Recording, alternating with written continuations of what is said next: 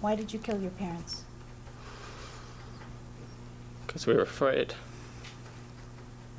In August of 1989, Lyle and Erik Menendez shot and killed their abusive parents in their Beverly Hills home. For decades, they were disbelieved, mocked, and characterized as spoiled brats. But Lyle and Erik Menendez told the truth. They were extremely physically, psychologically, and sexually abused their entire lives. In this video, I'm going to show you the evidence that supports their story and explain why people are saying #Free the Menendez brothers.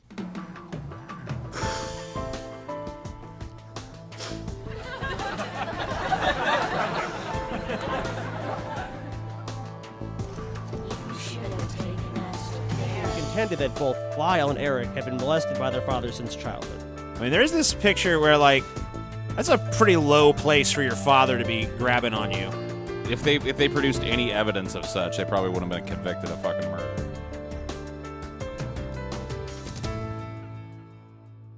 The media dubbed it the abuse excuse, and you often hear it repeated that Lyle and Erik had no evidence that they were abused. But the truth is, they had a lot of evidence, including photographic evidence and 51 witnesses. So, just so you aren't confused, the family was Jose Menendez, a wealthy Hollywood movie and music producer, his wife Kitty Menendez, older son Lyle, and younger son Erik. They also had a very large extended family, and in the summer, various cousins would come and stay at the house for long periods of time. Jose was solely focused on his older son Lyle, and dismissed his younger son Erik. Kitty, on the other hand, was described by relatives as having a resentment or even a hatred towards her older son Lyle. She would tell him and others that she didn't want him and that he ruined her life. Her often described tantrums or rages were almost always directed towards Lyle. Now, I'm going to show you the moment that was mocked in that SNL clip that I showed at the beginning of Lyle Menendez describing being sexually abused. He raped me. Did you cry? Yes. Did you bleed? Yes. Were you scared? Very. Did you ask him not to? Yes. How did you ask him not to? I just told him, I don't.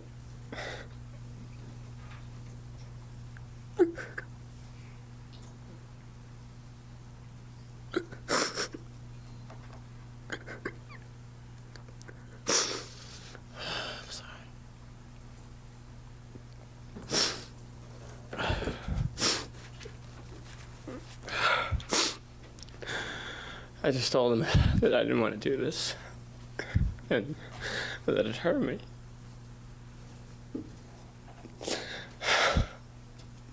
And he said that he didn't mean to hurt me, and he loved me.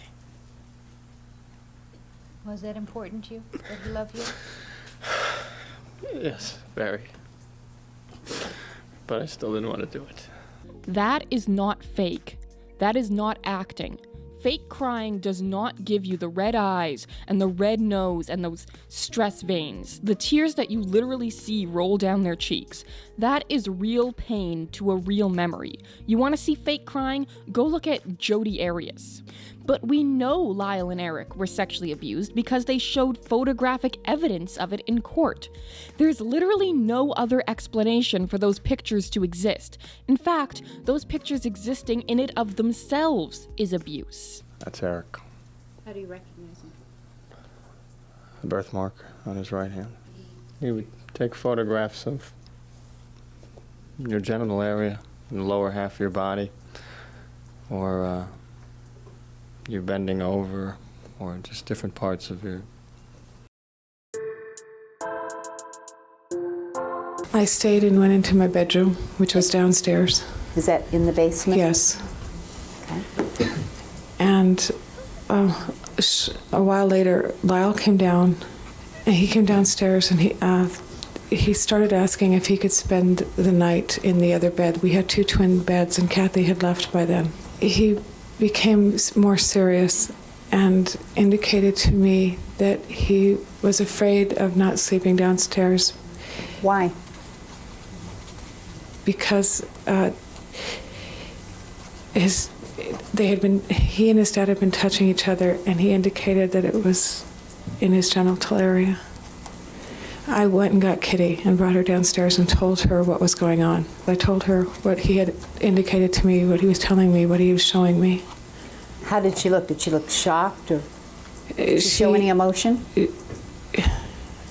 She showed that she did not believe me. She went and got Lyle and took him back upstairs. Did you tell your mom? Yes. What did you say to your mom? I told her to tell Dad to leave me alone. And he keeps touching me. She told me to stop it. And that I was exaggerating. And that my dad has to punish me when I do things wrong. They would head upstairs for showers Okay, would they take showers individually or together? together. And after they all showered together, what would they do next? I would see them come out, all three of them, each of them in their robes. Yes, I threw up almost every time when he was in my mouth. Would there be times during the last visit where Jose would go to Eric's room before dinner Yes, and meet with him privately? yes. And after those meetings, what would Eric be like when he came out? Jose would state that Eric was not feeling well and that he was not able to eat his dinner at that time. Did you ever see your mother enter your bedroom when you were there with your father? No, Did you ever hear your mother knock on the door of your bedroom when you were alone in there with your father? no, my mother never came. Were there any rules about what you could do when one of the boys was sent down the hall and Jose went into the room with them? You couldn't go down there. I mean, you stayed in the living room or you did something else, but you didn't go anywhere near the hallway. Oh yes, we all stayed in. Yeah, nobody ever went down. You never saw Kitty go to see what was happening inside the room with the 2-year-old? No. Did you go? Did you go? No. Did you try to go? Yes. And who, if anyone, prevented you from going? Kitty. Mr. Menendez, during the summer of 1989, were you being sexually molested by your father? Yes. On a pretty regular basis. Mr. Menendez would come, either he would let Eric know ahead of time or he would actually come to the room and I would have to leave. It would either be Mr. Menendez would come in and he'd say, Edward, it's time for you to leave, or Eric would tell me ahead of time, my dad's coming up, you gotta go. For the way his father served the ball, if you're familiar with tennis, there's a lot of force on the upper shoulder area for return. And repeatedly serving the ball, such as his father would do, having the bucket of balls there, Lyle's shoulder started to swell to the point where it was noticeable. Did Lyle complain about it? Oh, yes. Did he ask to keep He didn't want to. playing? He didn't want to know. Jose then stepped aside, and Kitty, because having a softer serve, continued to serve. Dragging me by the hair down to my room, which my dad did sometimes that way also. And she would just throw me in the room, and she was much bigger than me. She just would kick me on the ground. And I would swim laps, and sometimes he would just yank me out of the water by my hair, and he would shake you, and he took it very, very seriously. Mr. Menendez would basically pull him up with his thumbs in Eric's armpits and take him out and shake him and say, you didn't swim fast enough, you didn't swim fast enough, you should be swimming harder. And we practiced him holding me under the water, and I would fight him to get air. It was very rough with Eric. I remember one time that he was in the black chair and I was by the coffee table and we were doing something, and my brother sort of just wandered into the area and my dad just hit him across the face, and my brother just went flying into the rug. And his whole face was bruised. They would just tell him to shut up and go away. And why can't you just shut up and go away? He would just start eating. Would he ask you questions? Yeah, sometimes he'd want answers or my response to what he'd said. What if you didn't know the answer? But if I could look it up, he'd make me go find the passages in his little library of books that he had. It was very much of like a Jeopardy setting in regards to Jose drilling the kids with questions of the day. You had to have an answer. You had to have an answer. And what would happen if you didn't know the answer? The paper was on the coffee table, or encyclopedia was on the shelf, and you were instructed to please put your fork and knife down and go find the answer. An intellectual drill in a rapid quiz-like fashion. Sometimes I would get a lot of answers wrong, and he would just sort of start tensing up. He'd just reach out and he'd grab you. And usually with me, he'd open the sliding glass window and he'd just throw me outside. How long would you stay outside? A few hours. This happened only in the summertime? No. I remember the winter times most. Erik was constantly looking down at his plate, blank look on his face, and when I did finally look at his eyes, he had tears and a look of much pain. Yeah, Erik had a hard time keeping up. Your intelligence was attacked. I just put my arm on his shoulder and... Whose shoulder? Erik's shoulder. And I just said, it must not be fun to be made fun of all the time. Without looking at me, just looking blank into the floor, he just said, it's all right, I'm used to it. My mother was mostly the one that would explode about the bedwetting thing, or would punish me about the bedwetting. Sometimes she would rub my face in the sheets, and sometimes I would just be banished from the house like I was in Muncie. Lyle started getting yelled at by Jose and Kitty, saying he was a sissy and a baby because he had wet his bed, and he started being called. They were calling him names and getting mad at him. A poor baby, can't play tennis, can't run, his ankle hurts. He was doing that over and over and over. I lost control and I told my dad, why don't you just shut up? He led me over to the back of the car. As soon as I got in the back of the car, he just punched me straight in the face. And I went back against the window and he grabbed my neck. He said, don't ever embarrass me like that again or I'll kill you. I had blood all over my shirt. I can't hear you. Move up. I asked you what you did. I was in shock. I didn't do anything. I nodded my head, and he tightened his grip on my neck, and he says, is that perfectly clear? And I said, yes. Something about treating the eye? She wanted to slit a little slit to bring the blood out so the swelling would go down. What was she going to slit it with? Razor blade.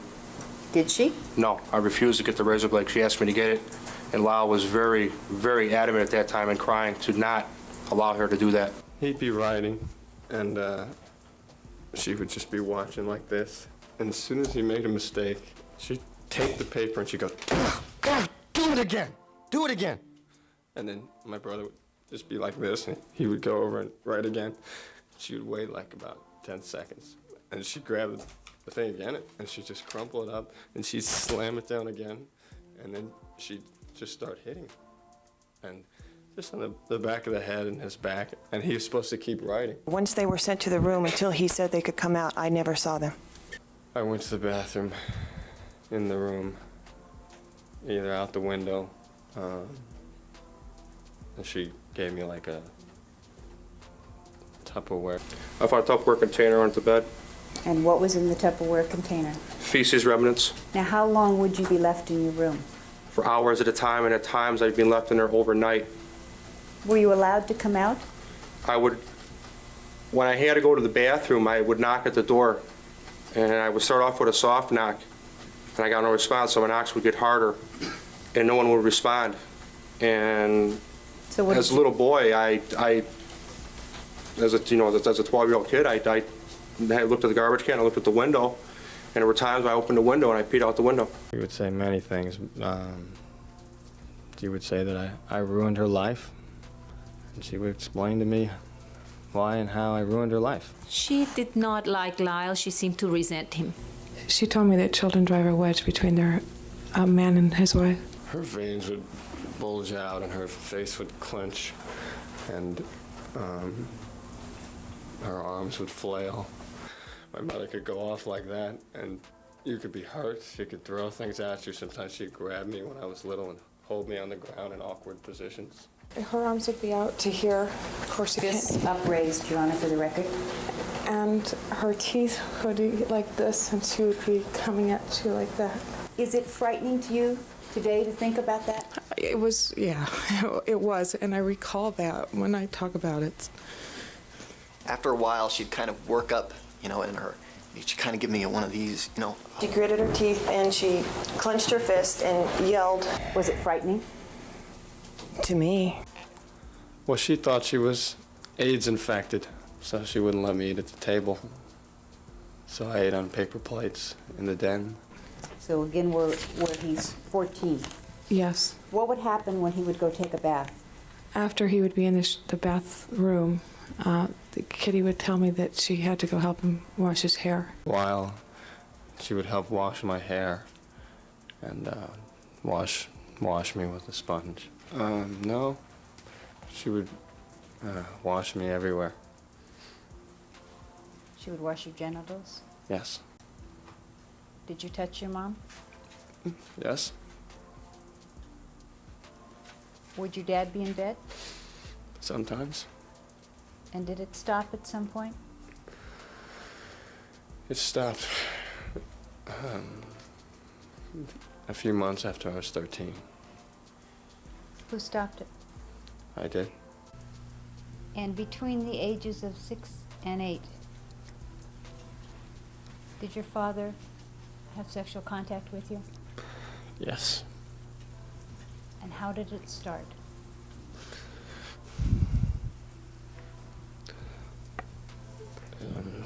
Just started with, after sports practices, he would massage me. When you were about 13, did you think that it might be happening to someone else? Yes. And who did you think it was happening to? Eric. He would have me turn over onto my back. Okay, what would he do? He would massage my genitals. What was the next type of activity called? What did he call it? Massaging me with his mouth. He would say, "Come on, Eric, I'm going to give you a massage so you can warm up." And what would happen after he said that to Eric? Did they go off somewhere? Yes. What did you say to your dad? I told him that I knew what was going on with him and Eric, and I heard the noises, and that I wanted him to leave Eric alone. And what did he say to you? He told me that Eric was, that Eric made things up sometimes, but that it would stop, and that we should keep it just between us, or he'd kill me. So let's recap. Their family members witnessed abuse. Their family members witnessed events that support there being sexual abuse. There are pictures that prove the sexual abuse. Their cousin, Diane Vandermolen, testified that Lyle disclosed sexual abuse to her when he was 7. Their cousin, Andy Kano, testified that Eric disclosed sexual abuse to him on more than one occasion. And on top of all of that, the testimonies come off as truthful. The emotion is genuine, the stories are all consistent, and most importantly, Lyle and Eric include details that are consistent with CSA, but are confusing to people who don't know anything about it. That Eric didn't like what he was doing, but wanted the attention from his father. That Eric had orgasms while being assaulted. It wouldn't make sense to lie about these things because, number one, it's going to confuse jurors, but also, I find it very hard to believe that 2 young men who were not victims would actually know enough about it to make up a story this authentic. Which, of course, ties in to the behavioral signs that the brothers exhibited. Thing Eric did with respect to the doors in your house that drew your attention. Yes. What did he do? He locked the door in the bedroom when he was with Andy. During the entire time that Eric was there, did he keep the door locked? Yes. Did you ask him not to? I did. Did he lock it anyway? Yes. Did you overhear Eric say anything about the fact that he could lock the door? Yes. I started amassing stuffed animals, and that's when I got Cookie Monster. And how long did you continue collecting the animals and playing with them? Till about 17, I guess. Did you also notice that both of them would pull away from hugs? Yes. Did both of them at that time seem to be having difficulty receiving affection? Yes. They would pull away and stay very stiff. They would just stay very stiff and not reciprocate any affection. This was a card that went with some roses that I sent her. It says, P.S. This gift is sent to you from Pookie, Webster, Cookie, Froggy 1 and 2, Theodore, Pinky, Dino, all the teddies, Lammy, Medium and Little Cookie, Woodstock, Odie, Garfield, King Kong, Snoopy, all the little dogs, including Snoopy the Great Magician, Panda, Rabby, all the other rabbits, Zuki, the Man, Oscar, Old and New, Scooby-Doo, Bugs Bunny, Koala, Sammy the Snake, all the lambs, Paddington Bear, Pinata, Philly Fanatic, Darth Vader, Robot, the other pinatas, both lions, Shogun Warrior, my fish, Indiana, which is the name of my turtle, Chipper, which was the ferret, Velvet, which was the dog, Eagle, and not to mention me. How old were you when you sent that card? 16 years old. And the names that you've read off, are those primarily stuffed animals? Yeah, those are all, well, except for the last few, which are pets, stuffed animals. There is no doubt in my mind that Lyle and Erik Menendez were abused, between the testimonies, the witnesses, and the photos. But back then, the general public did not believe them, and that's something I can't really figure out. It's probably a combination of things, that they were boys, that people didn't understand CSA, that America was a lot more homophobic, that people don't believe this extreme level of abuse takes place in wealthy homes. There's also the fact that not many people watched the original trial on court TV and were only seeing the portions that were being reported on. But Lyle and Erik were 21 and 18 when they shot their parents. I'm sure some of you are asking, well, why didn't they just leave? I think from the story of their home life that was just painted, it should be clear why Lyle and Erik were so afraid of and obedient towards their parents, and why Erik didn't feel he could simply just leave after his father had forbid him from moving out. So why then did Lyle and Erik Menendez end up shooting their parents? I'm going to let Erik and Lyle tell you that, and then, given the information we already know, you can decide if it seems plausible that these events took place. You know, he went on about how we weren't a family and that I was the only person he had. And he asked me to remember back to the time when I confronted my dad about him. And, I remembered. I said yes. He just started crying, and I said, you could tell me, what is it?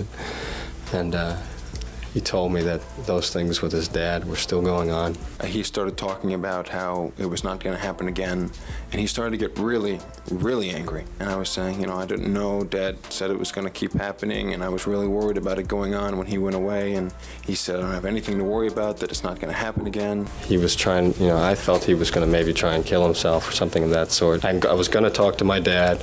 I was going to stand up for my brother. I just dismissed what happened to me as something that happens to little boys. And at 18, I figured my dad would let him go. Just waiting for my dad to talk first, because he always does.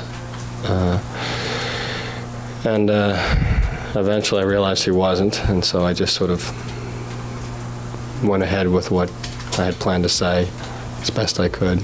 I knew everything that was going on between him and Erik, and that it had to stop, and that it had to end, and that I didn't want to disrupt the family, and I wasn't going to tell anybody. I wanted to take Erik to Princeton with me. He just said, "You listen to me. What I do with my son is none of your business. Let me tell you what's going to happen." He said, "You're going back to Princeton, and your brother's going to UCLA like we planned, and we're going to forget this conversation ever took place." I swore and told him he was a fucking sick person, and I told him no, and that he wasn't going to touch my brother again. I told him that I would tell everybody I would tell everybody everything about him, and I would tell the police, and that I would tell the family. He was yelling for me to open up the door. He was saying, "Open the goddamn door now." He was demanding that I open it, I unlock it, and so I did quietly. He was saying that he had told me never to tell Lyle, and that he had warned me not to do that, and now he said that Lyle was going to tell everyone, and that it was my fault, and now Lyle was going to tell everyone, and he was not going to let that happen. And did he ever tell you what the consequence would be of telling anyone? He would kill me. Where did you run to? Downstairs. She said, "What's the matter with you?" I said, "No, nothing. You won't understand." And she said something like, oh, I understand a lot more than you think. Well, she said, "Oh, I know. I've always known. You think I'm stupid?" And said, "How can you not have done anything? How could you have known?" And she immediately said that I knew. At that point, she just said she hated us and just ran out of the room and back down the stairs. I told him what he had said, and I felt that they could kill us. And that's when I noticed that my brother was next to me or behind me, because he didn't talk to me. He spoke to my brother and told him to go upstairs to his room and wait for him. When your brother said to your father, "You're not going to touch Eric, you're not going to touch my little brother again," did your father respond? He just jumped at Lyle. He came right over him. And he said, "I do what I want in my family. It's not your little brother, it's my son." Lyle just said, no, you're not going to touch him. But his voice was a lot weaker. I was sure that was it. They were in the den, and my dad had closed the doors, and I didn't believe that Dad was going to finish any movie or talk to Eric. I thought he was just buying time.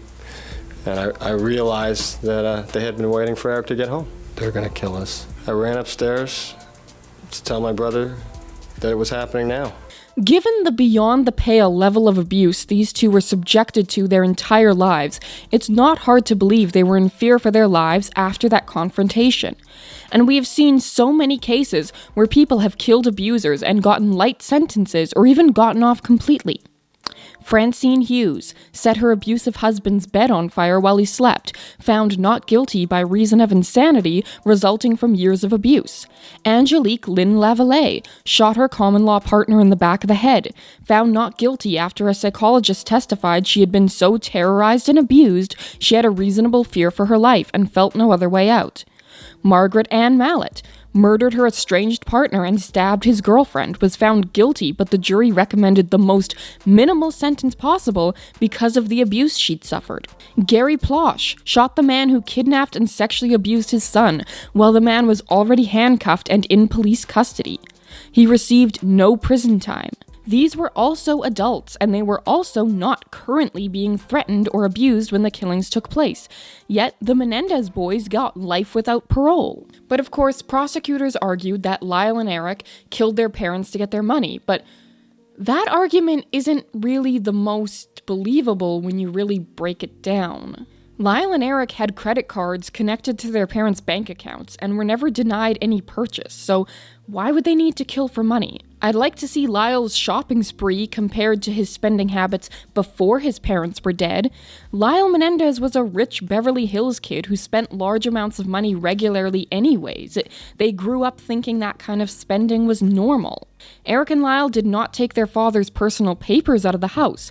If they were concerned about an alternative will, they surely would have done this. Prosecutors argued Lyle and Erik thought the will had been changed to leave them out. If they thought that, why would they also somehow believe they would inherit? The alleged conversation of the brothers being disinherited took place over a year before the shooting. All evidence of Lyle and Eric's abuse was thrown out during the second trial and deemed irrelevant. How was it irrelevant when the entire reason they gave for killing their parents hinged on the fact that they were abused?